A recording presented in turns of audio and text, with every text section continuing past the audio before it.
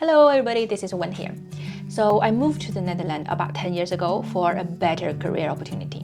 And I remembered when I first moved to my tiny rental studio of 20 square meters outside of Amsterdam, I felt so excited to start a new journey. And with hard working and determinations and definitely some good lucks, things start to get better and better. I moved from my tiny studio to a bigger rental apartment, and eventually I managed to have my own place here in the Netherlands. And I achieved that by doing many other people are doing, climbing the career ladders. I would chase after promotions, salary raises, new titles, and I would put a lot of time and effort in working and endure really high level of stress in order to do that. So not gonna lie, for a while it did feel amazing. But somewhere along the way, I started to notice that the excitement didn't come as it used to be anymore. There's a theory called the Hydonic Treadmill. It describes the tendency for people to return to a baseline level of happiness despite major life changes. So because the pleasure coming from achievements fade over time as the brain adapts, reducing the dopamine responses. I definitely started to feel that in my own life. A promotion would make me happy for a few days, and then it fades away and everything just went back to the same underlying restlessness. For a very long time, I thought money is the solution to everything. And when they didn't, I felt lost and a little ashamed, like there's something wrong with me. Not until recently, I came across a book called The 5 Types of Wealth by Sahib Room. And in this book, he talks about how real wealth isn't just financial.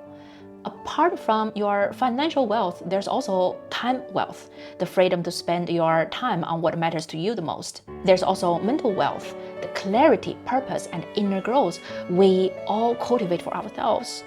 And there's a social wealth, forming deep, meaningful relationships in a community.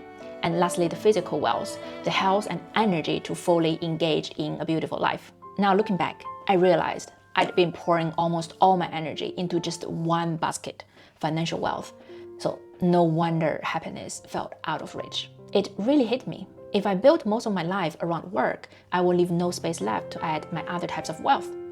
So that's when a quiet question started whispering in my mind. If money isn't everything, then what exactly am I working so hard for? So there's a scene in White Lotus season 3, a girl named Chelsea, so just a very simple grounded girl, and then she rejected Saxon, a good-looking trust fund baby who works on Wall Street. And Saxon was confused, and then he asked her why, and she simply said, because you're soulless. So the line really stayed with me because it reminded me of something we all know deep down, that money is not everything, but the world still revolves around money. You need money to take care of your own needs and to take care of your loved ones. But what should never happen though is that we exchange our life, our soul, and our energy for the money we don't actually need. What is truly important is that we know what is enough for ourselves and we understand what really creates happiness for ourselves. That's actually what led me to the FIRE community. FIRE stands for Financial Independence and Retire Early. So this concept gave me a new kind of hope, because only with financial freedom can I confidently pursue a life centered around values, purpose, and contribution and happiness that truly matters just to myself. But also, just to be clear, I am not planning to stop working and retire to just go lie down on a beach. I am working towards a life where I can reclaim the power to choose, that I can dedicate and use my time on the things that values and means the most important for me. So why am I choosing to document this journey? Well, there are a few reasons. First of all, for myself, so I can leave a real and honest record. One day, hopefully, when I finally achieve my financial goal, I want to look back and see not just where I arrived, but also how I got there. And secondly, because this journey can be lonely sometimes. I don't have any friends around me that also have the similar ambition. So maybe if you are on a similar path, we can support each other and be friends and discuss about our struggles and challenges and share our experience together. So now going forward, what you will see on this channel, so there are a few things. Firstly is money talks. So it includes investment, taxes, financial goals, how do we increase our learning capabilities. So hopefully we can learn along the way together.